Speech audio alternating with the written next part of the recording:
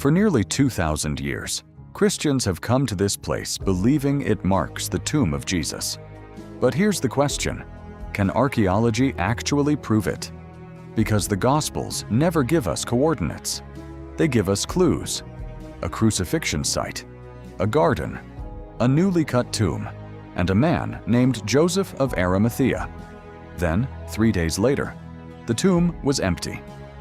So if archaeologists wanted to find where Jesus was buried, where would they even begin?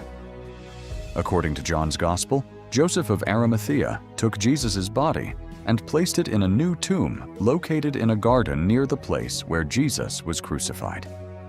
That sounds specific, but it isn't a modern address. Jerusalem has changed dramatically over the last 2,000 years.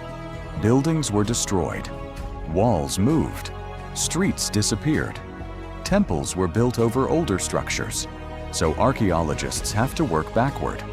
They ask, where was the crucifixion? Where were Jewish tombs located in the 1st century? And which surviving location fits the ancient evidence?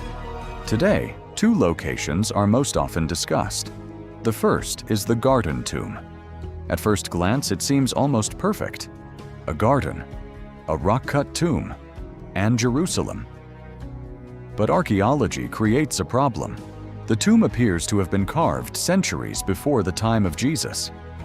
So although it looks remarkably similar to the popular image of Jesus' burial, its dating works against it being the tomb described in the Gospels.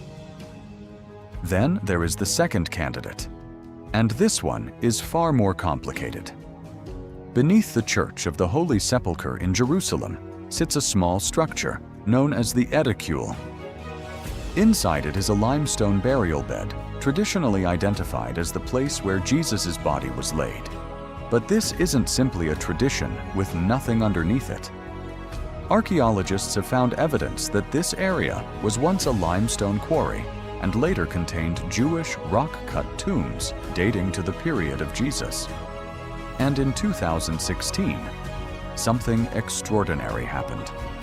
Scientists temporarily removed the marble covering from the tomb.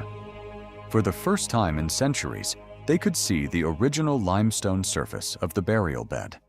And what they found was remarkable. The ancient burial structure had survived beneath centuries of reconstruction. Does that prove Jesus was buried there? No. And this distinction is crucial. Scientific testing has dated mortar associated with the tomb's construction to around the 4th century, consistent with the period when Constantine's builders established the shrine. It also supports the conclusion that an ancient tomb was preserved beneath the later church. But archaeology cannot put a name on the person who occupied that tomb nearly 2,000 years ago. There is no scientific test that says, "This was Jesus of Nazareth." So what we have is something more subtle, a location with an unusually strong historical and archaeological case, but not absolute identification. And this is where the story becomes even more interesting. The question isn't simply, which tomb is Jesus?